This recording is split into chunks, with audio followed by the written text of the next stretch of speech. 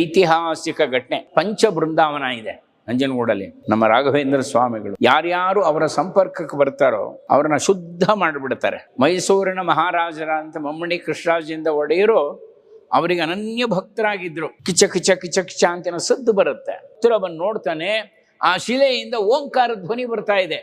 ಓಂ ಮಹಾರಾಜರಿಗೆ ಹೇಳು, ಅವರು ಬರಲಿ ನಮ್ಮ ಮಠಕ್ಕೆ, ಆದರೆ ಆ ಡಿ ಸಿ ಬರೋದು ಬೇಡ, ಇವರೇ ನಮ್ಮ ಗುರುಗಳು ಅಂತ. ಅವ್ನು ಡಿ ಸಿ ಕಕ್ಕಾಬಿಕ್ಕೆ ಆಗ್ಬಿಡ್ತಾನೆ, ಅವನಿಗೆ ಗುರುಗಳು ಕಾಣ್ತಾನೆ ಇಲ್ಲ.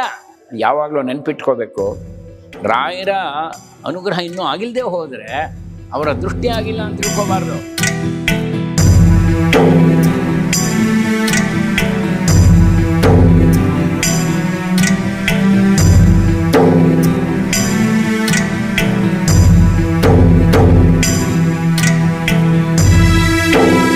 ಪ್ರಿಯ ವೀಕ್ಷಕರೇ ನಮಸ್ಕಾರ. ಕಾರ್ಯಕ್ರಮವನ್ನು